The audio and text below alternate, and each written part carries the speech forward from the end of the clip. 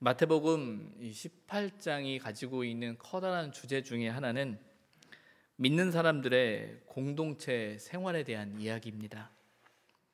그런 면에서 볼 때 지난주에 함께 나눈 천국에서는 누가 크니까? 라는 그 제자들의 질문에 대한 예수님의 대답은 공동체가 천국의 기쁨을 누리려면 어떻게 해야 되는가를 알려주시는 말씀이기도 합니다. 천국에서 누가 크니까? 라고 묻는 제자들의 질문에 예수님은 먼저 돌이켜야 한다라고 말씀하고 계십니다.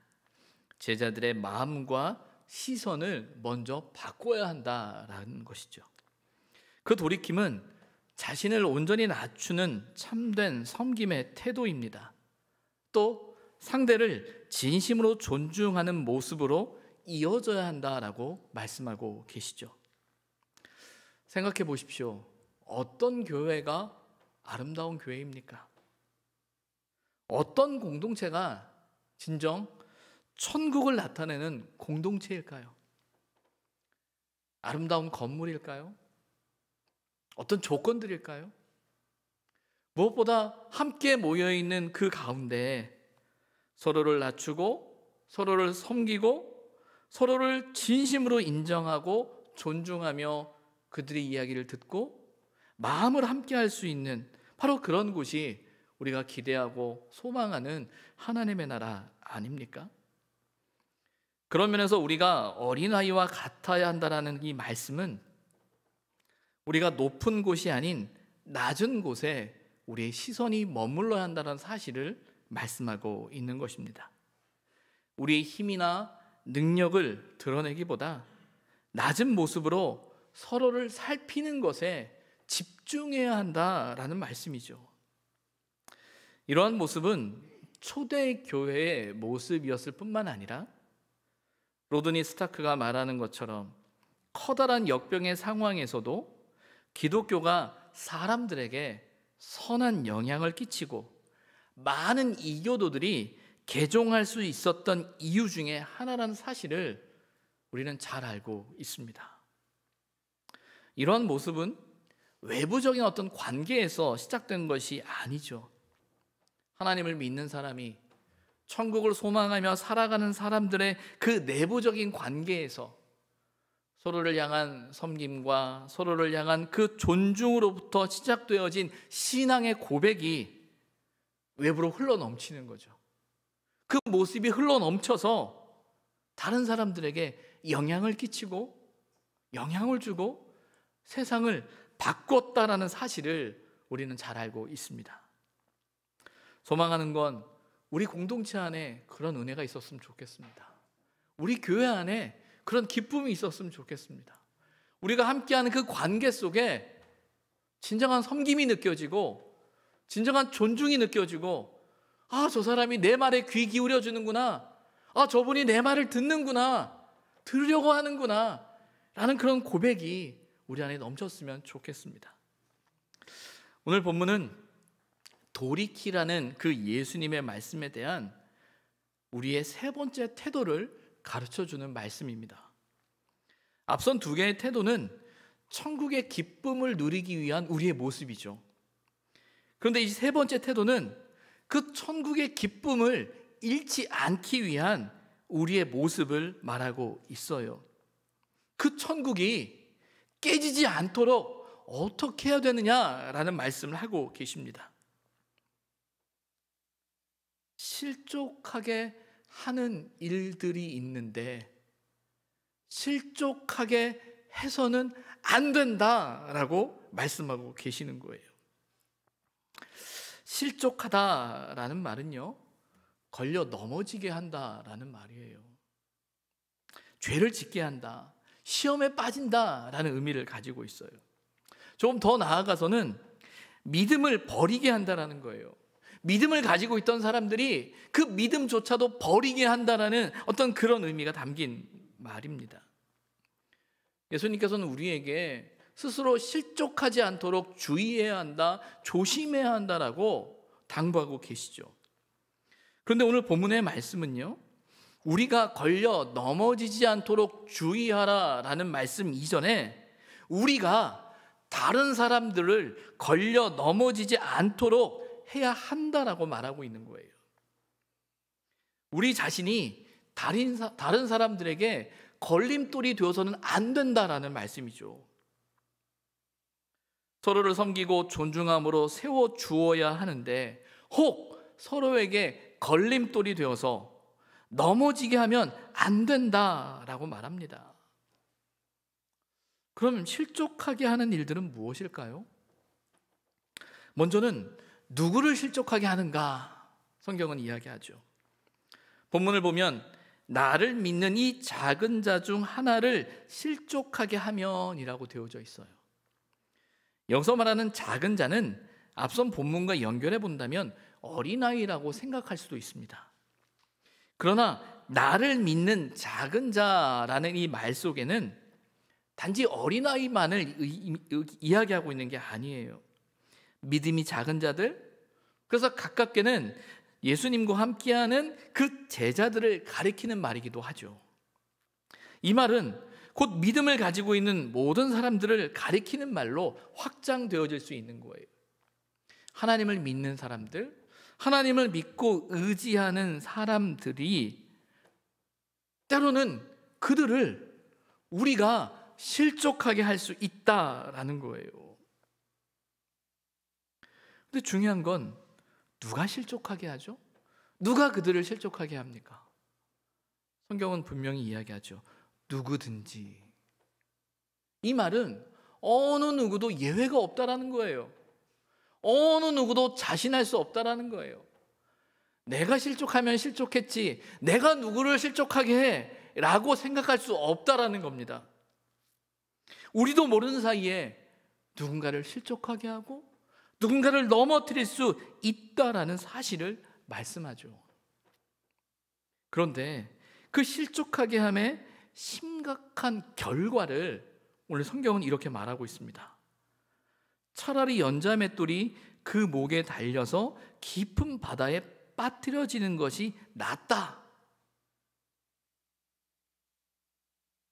실족하게 하는 그 결과가 나타나는데 실족하지 않기 위해 차라리 우리가 연자맷돌을 목에 메고 죽는 것이 차라리 더 낫다. 그 죽음보다 더 큰 어려움이, 고통이, 아픔이 있을 수 있다라는 이야기예요. 연자맷돌이 어떤 것인지 아시죠? 그냥 맷돌은 우리가 손으로 돌려서 음식을 콩을 갈거나 하는 것이라고 하면 연자맷돌은 나귀에게, 짐승에게 지어서 짐승이 돌리는 돌이에요. 그냥 손으로 돌리는 그 맷돌도 목에 걸고 물에 뛰어들면 못 빠져나올 텐데 연자맷돌을 목에 건다라는 건 정말 그 죽음이, 그 무게가 얼마나 큰 것인지 우리에게 이야기하고 있다라는 거예요. 안타깝게도 이런 실족하게 하는 일들이 없을 수 없다고 성경은 이야기하고 있어요. 왜 그럴까요? 왜 실족하게 하는 일들이 없을 수 없을까요? 이것은 우리가 가진 죄악된 본성일 겁니다. 저와 여러분 안에는 죄성일 거예요. 또 우리가 가지고 있는 그 죄성을 사단이 이용합니다. 사탄이 우리 마음속에 가지고 있는 죄악된 본성의 작동을 보면서 그로 인해 다른 사람을 죄에 빠지도록, 다른 사람을 실족하도록 사단이 그렇게 역사한다라는 거예요. 두려운 이야기고 무서운 이야기지만 사실입니다. 이 말은 어떤 면에서 모두에게 열려져 있다라는 거예요. 나와는 상관없는 일이야 라고 말할 수 없는 그 상황이 있다라는 거죠. 이런 상황 앞에서 정말 이 사실을 우리가 안다면 스스로 죄악된 본성에 사로잡히지 않도록 깨어 있어야 합니다. 무엇보다 자칫 사단의 도구가 될 수 있다라는 그 영적인 긴장을 우리가 놓치지 말아야 한다는 거예요. 어떻게 우리가 사단의 도구가 될 수 있을까요? 때로는 우리의 감정과 생각과 때로는 우리의 믿음과 신념이 사단의 틈타는 도구가 될 때가 있어요. 때로는 우리의 열심과 우리의 가치라고 말하는 것이 사단의 도구가 될 때가 있습니다. 핵심은 내 생각과 감정에 집중하는 상태예요. 내 생각에, 내 감정에, 내 의지에 사로잡혀서 때로는 하나님의 말씀보다, 하나님의 뜻보다 내 마음이 더 크게 작동할 때가 있다는 거예요. 사탄은 이런 상황을 너무나 잘 알아요. 너무나 잘합니다. 그러면서 우리에게 뭐라고 이야기하는 줄 아십니까? 내가 맞아. 내가 의로운 거야. 그래, 그래야지. 그래야 되는 거야. 라고 우리 마음에, 우리 감정에, 우리 의지에 자꾸 부채질을 하는 거예요. 그러다 보면 우리도 모르는 사이에 나의 열심, 나의 열정, 내가 옳다라는 그 생각이 나도 모르게 사단의 도구가 돼서 누군가를 실족하게 만드는 그 어려운 상황에 이르게 된다라는 것이죠. 이로 인해서 세상에 화가 있다라고 성경은 말합니다. 우리가 아는 것처럼 죄로 인해서 세상이 타락했죠. 여러분 생각해 보십시오. 교회가 실족하게 하는 일들로 인해 죄를 짓게 된다면 어떨까요? 우리는 종종 교회의 갈등과 문제를 우리만의 일로, 우리들의 일로 치부할 때가 있어요. 가볍게 생각할 때가 있어요. 뭐 그럴 수 있지. 그런데 그렇지 않다라는 사실을 우리는 기억해야 합니다. 교회는 믿음을 가지고 있는 저와 여러분은 세상에서 맛을 내야 하는 존재들이죠. 세상에 빛을 비춰야 하는 존재들이죠. 그런데 교회 공동체가 실족하게 하는 일로 인해서 흔들리게 되면 그 화가 세상에 미치게 된다는 거예요. 믿음을 가지고 있는 저와 여러분의 그것 때문에 세상에 화를 끼치게 된다는 거예요. 아니 그게 나와 무슨 상관이 있습니까? 세상에 그렇게 되는 게 왜 나 책임입니까? 왜 우리 책임입니까? 라고 말하고 싶지만 그게 사실이에요. 그게 사실이에요. 그게 두려운 거죠. 이로 인해 그 사람에게 화가 있다라고 또 말합니다. 실족하게 하는 그 사람이 화를 입게 된다. 여기서 화로 설명하고 있는 이 단어는요, 헬라어의 감탄사라고 해요. 감탄사로서 슬픔과 고통을 나타내는 탄식인 거예요. 실족하게 하는 사람은 슬픔과 고통의 탄식을 경험하게 된다. 그런데 이 슬픔과 고통의 탄식은요, 연자맷돌의 무게보다 더 커서 우리의 가슴을 짓누르게 된다는 거예요. 속상한 일이지만, 안타까운 일이지만 실족하게 하는 일들이 있음을 우리는 인정해야 됩니다. 근데 중요한 건 그럼 어떻게 해야 되느냐라는 거예요. 실족하게 하는 일들이 있는데 어떻게 해야 되느냐. 이어지는 8절과 9절에서 주님은 우리에게 단호하게 이야기하시죠. 만일 내 손이 내 발이 너를 범죄하게 하거든 찍어내버려라. 만일 내 눈이 너를 범죄하게 하거든 빼어내버려라. 이 말씀대로 하면요, 아마 여기 있는 저와 여러분 중에 성한 사람은 몇 없을 겁니다. 잘라내도 빼내도 여전히 내 마음을 사로잡는 그 죄의 문제 앞에서 허덕이는 우리 자신을 보게 되죠. 제가 성경을 제 의지로 가지고 이제 읽기 시작했을 때가 중학교 때예요. 그 전에는 뭐 교회 학교에서 선생님들이 읽어야 된다라고 이야기하거나 어느 시간 기간 동안 읽으라고 하면 억지로 읽거나, 때로는 우리 할머니 집에 가면 우리 할머니께서 당신 구역에서 할당된 성경 읽기 분량이 있는데 내 눈이 잘 안 보이니까 네가 좀 대신 읽어라 라고 하면서 손자에게 그 성경을 읽게 하셨던 그 경험을 갖고 있어요. 그러다가 이제 제 의지를 가지고 성경을 읽기 시작하면서 마태복음을 읽기 시작하는데, 마태복음을 조금 읽다 보니까 이 말씀이 나오는 거예요. 사실 우리가 18장의 말씀 속에서 이 본문을 보지만 이 말씀은 마태복음 5장에도 언급되어지는 말씀이거든요.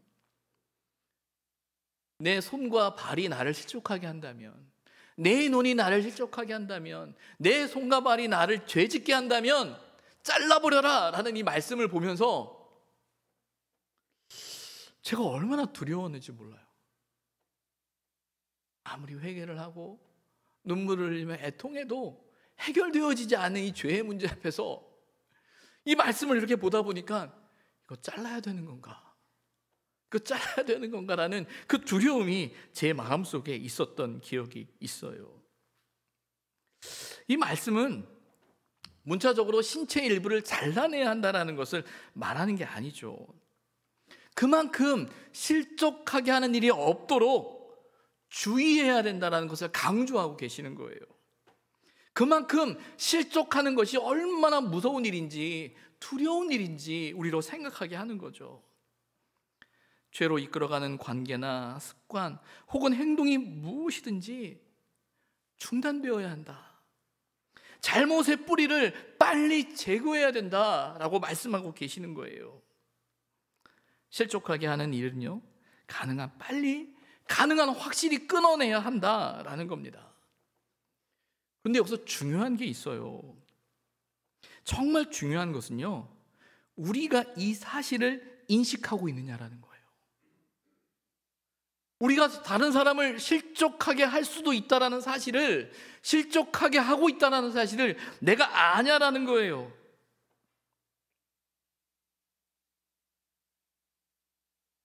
나로 인해 누군가 실족할 수 있다라는 사실을 우리는 인정해야 하죠. 그래야 조심할 수 있는 거거든요. 그래야 주의할 수도 있는 거거든요. 근데 문제는 우리가 이 사실을 망각하는 거예요. 우리도 모르게 나의 말과 행동을 당연시합니다.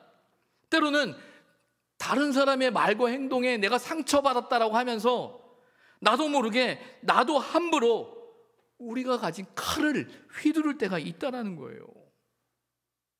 얼마나 두려운 일인지 몰라요. 이런 면에서 가장 위험한 사람 중에 한 사람이 바로 접니다. 미리 말씀드리자면 여러분들께 용서를 좀 구해야겠습니다. 혹 제 말과 행동이 또 저의 설교가 여러분을 시험에 들게 하거나 혹 잘못된 길로 가게 한 일이 있다면 저를 용서해 주시기 바랍니다. 아마 계속 용서를 좀 받아야 될지도 모르겠어요. 가끔 유튜브 영상에 싫어요라는 표식이 뜰 때가 있어요. 우리 예배나 설교에 이렇게 있어요. 다행스러운 건 딱 한 개만 떠요. 근데 어느 날 보니까 2개가 떴더라고요. 제가 얼마나 깜짝 놀랐는지 몰라요. 뭘 이렇게 잘못했지? 뭐지? 근데 조금 지나니까 그게 1개로 바뀌었어요. 아, 저 사람이 잘못 눌렀다든지 아니면 마음이 그새 바뀌었나 보다. 아, 다행이다 라는 생각을 할 때가 있죠. 사실은 싫어요라는 그 말이 싫은 게 아니에요. 두려운 건 뭐냐면 우리의 예배와 제 설교가 그분을 시험에 들게 하거나 실족하게 한 것은 아닌가라는 걱정이 제 마음에 들기 때문이죠.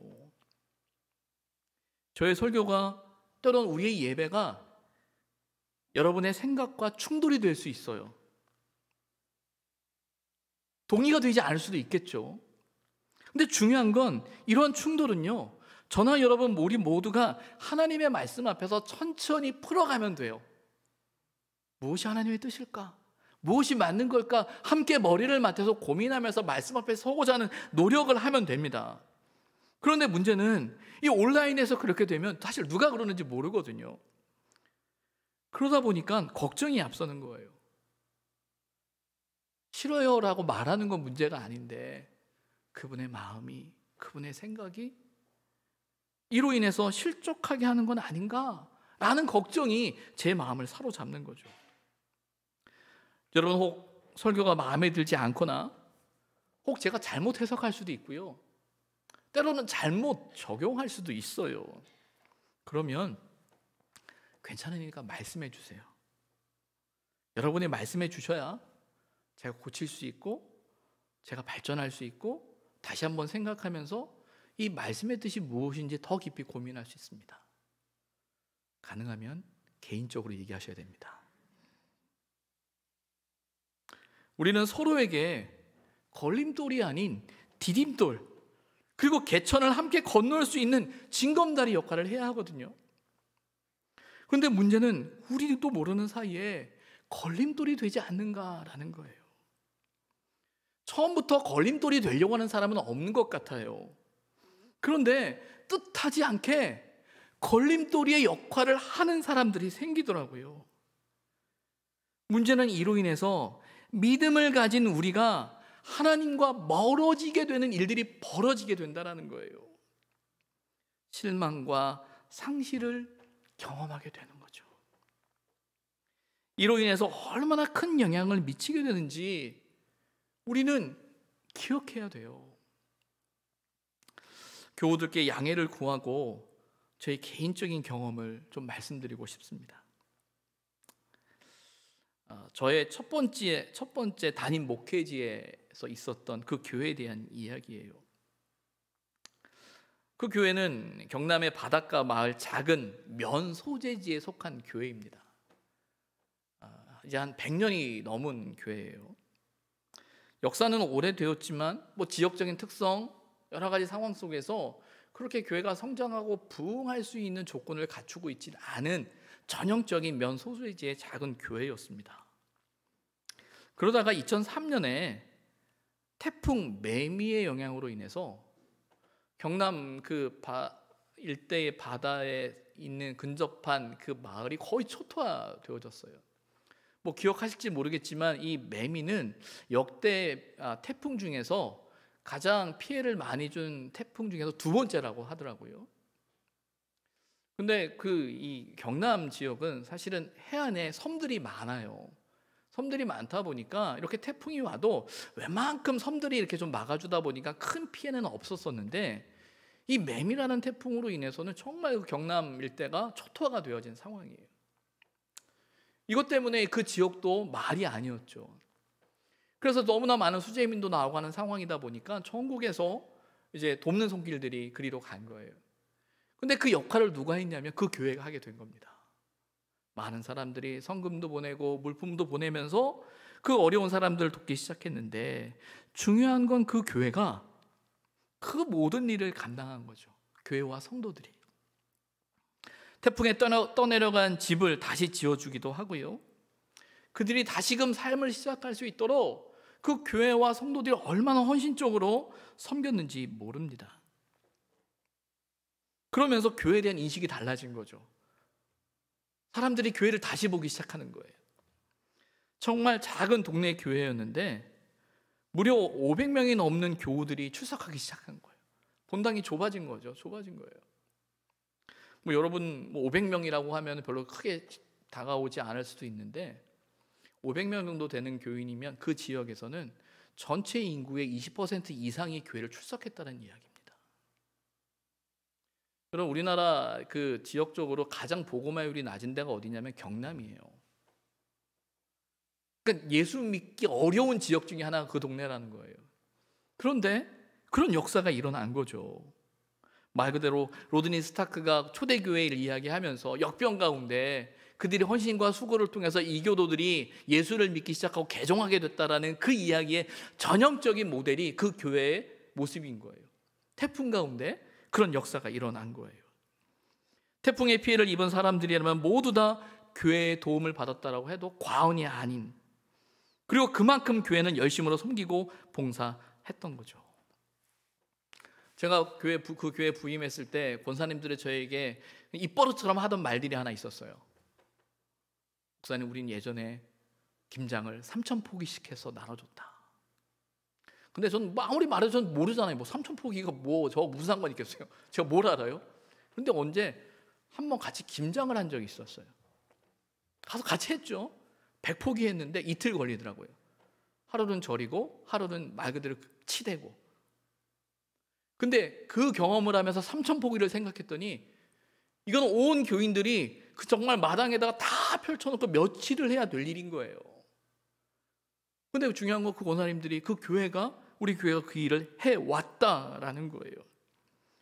그들의 섬김과 봉사의 열정이 얼마나 대단했는지, 그리고 그 섬김과 봉사를 통해 얼마나 큰 기쁨이 그들에게 있었는지, 그 일로 인해 교회가 얼마나 부흥했는지, 그리고 그 일로 인해서 동네 사람들이 그 교회를 어떻게 바라보았는지, 교회를 다니지 않아도 다 칭찬하는 거예요. 그 교회, 정말 좋은 교회지. 그 덕에 섬기시던 목사님이나 교회가 동네 사람들에게 인정받기 시작하고, 앞서도 말씀드린 것처럼 정말 그렇게 많은 사람들이 교회를 나오기 시작한 거예요.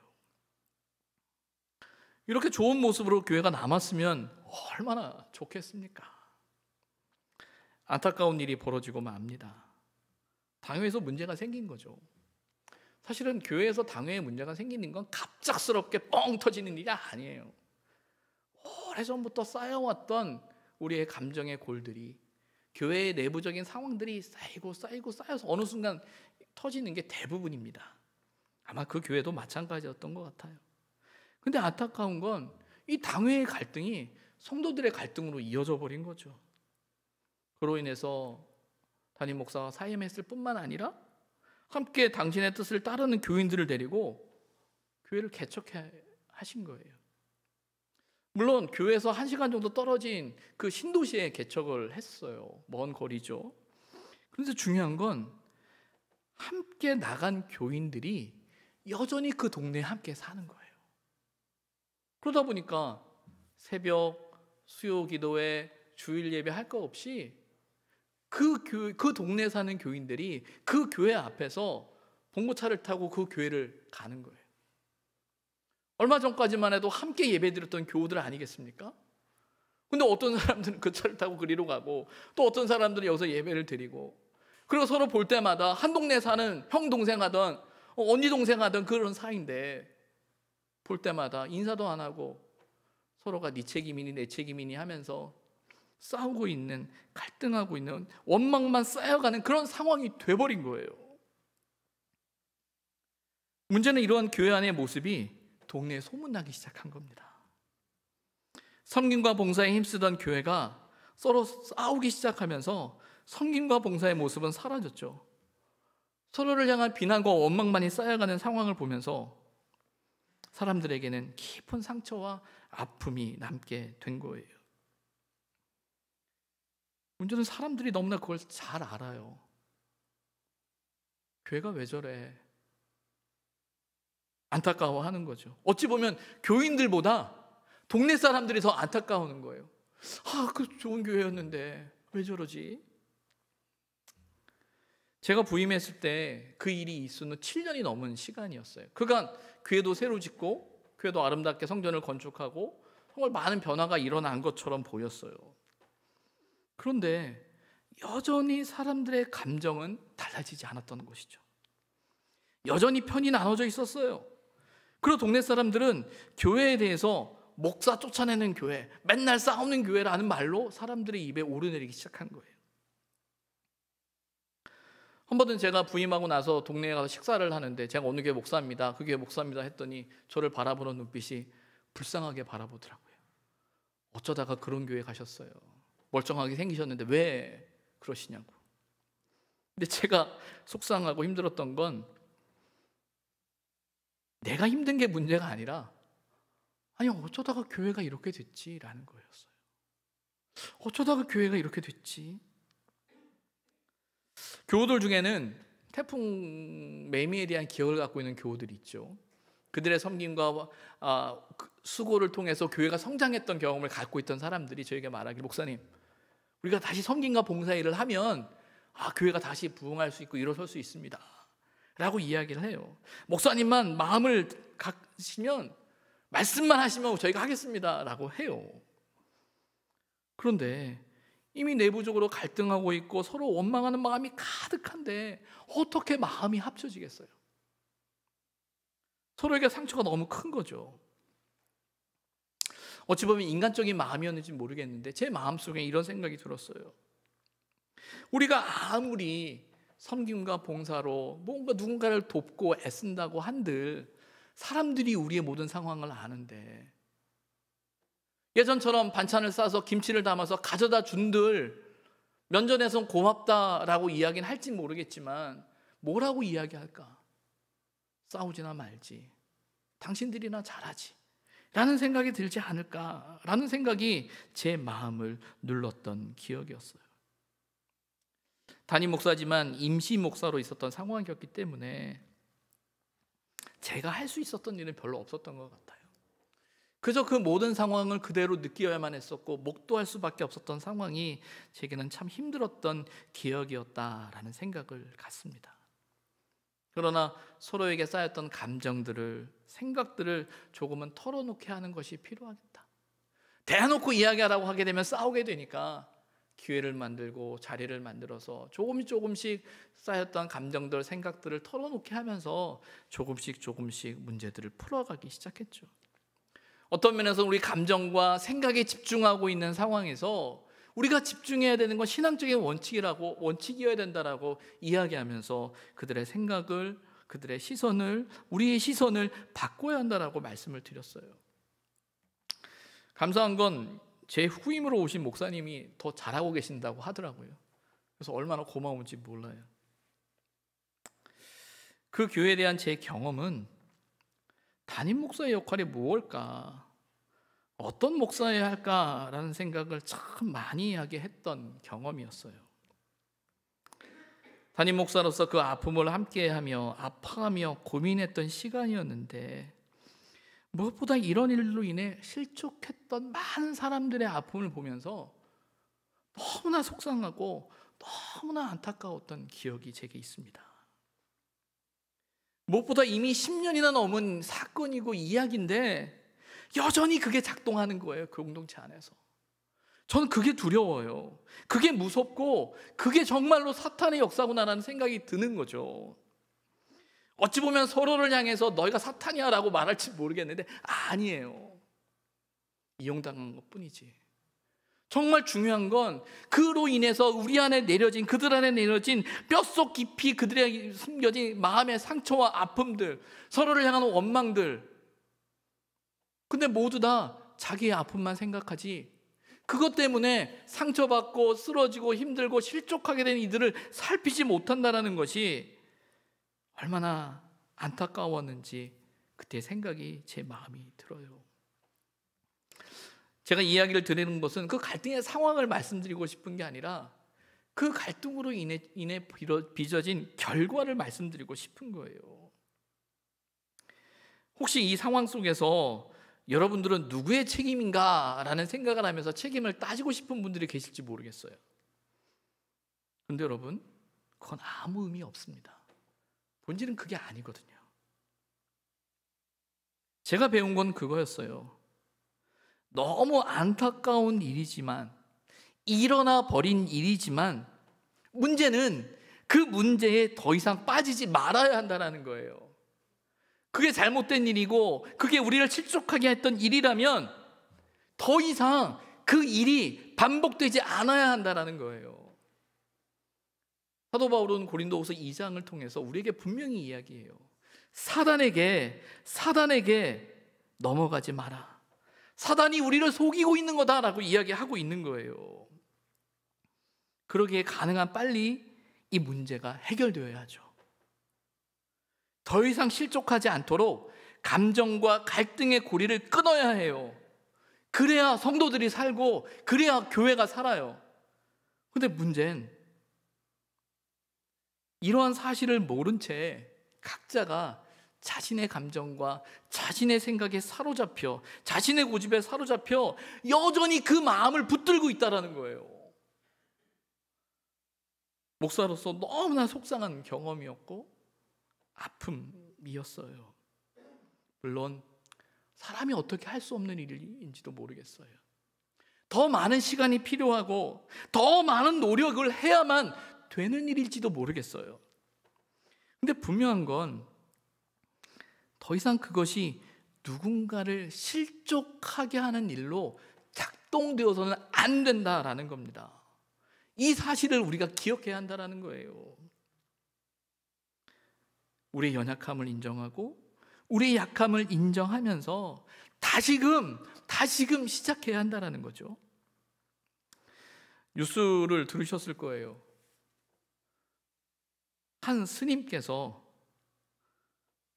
방화 불을 지피는 바람에 천년된 사찰이 완전히 사라져 버렸다라는 뉴스를 들어요.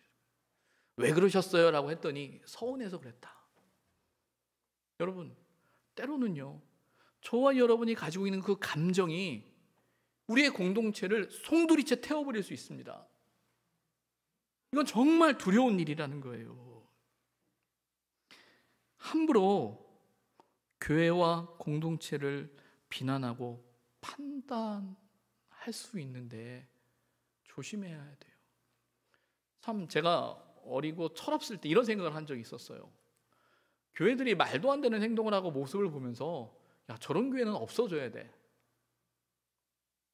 이게 얼마나 교만한 말이고 얼마나 악한 말인지 전 나중에서야 깨달았어요. 어떻게 교회를 함부로 사람이 세웠다 없앴다 합니까? 물론 사람의 손에 의해서 세워지는 것이 교회처럼 보이지만 어떻게 내 생각과 다르다고 잘못됐다고 해서 교회는 없어져도 되라고 우리가 얘기할 수 있을까요? 그건 하나님의 일인데, 정말 문제라고 생각한다면 왜 교회가 이 모양이야? 왜 사람들이 그 모양이야? 라는 말을 하고 싶으면 그 교회를 위해서, 그 사람을 위해서 더 깊은 헌신과 더 깊은 수고와 더 깊은 결단을 한 후에 말해도 늦지 않아요. 그런데 여전히 함께 공동체 생활을 하면서 마치 나와는 전혀 상관없는 것처럼 그런 이야기를 해버리면 땀에 나오는 것처럼 누워서 침 뱉기죠. 누구 이야기인가요? 남의 이야기처럼 어떻게 할 수 있습니까? 우리는 함께하는 신앙의 공동체예요. 이 말은 서로의 영혼에 대한 책임을 우리가 져야 한다는 거예요. 나와는 상관없는 일이야? 나는 그렇게 생각하지 않아? 라는 문제가 아니죠. 일에 대한 책임을 묻는 말이 아니라 서로의 영혼에 대한 책임을 우리가 가질 수 있어야 돼요. 공동체는 그런 거예요. 아니 목사님, 요즘 같은 세상에 나 혼자 신앙생활 잘하는 것도 쉽지 않은데 내가 누구를 챙겨요? 내가 누구의 영혼을 챙겨요? 내 영혼도 제가 못 챙겨요 라고 말할 수도 있죠. 어떤 면에서는 저와 여러분 각자가 정말 속된 말로 각자 도생하는 게 최선일지도 몰라요. 그러나 공동체는 그렇지 않습니다. 신학의 공동체는 예수 그리스도를 구주로 고백하며 같은 믿음으로 살아가야 하는 공동체는 서로의 영혼에 대한 책임을 갖고 있는 사람들이에요.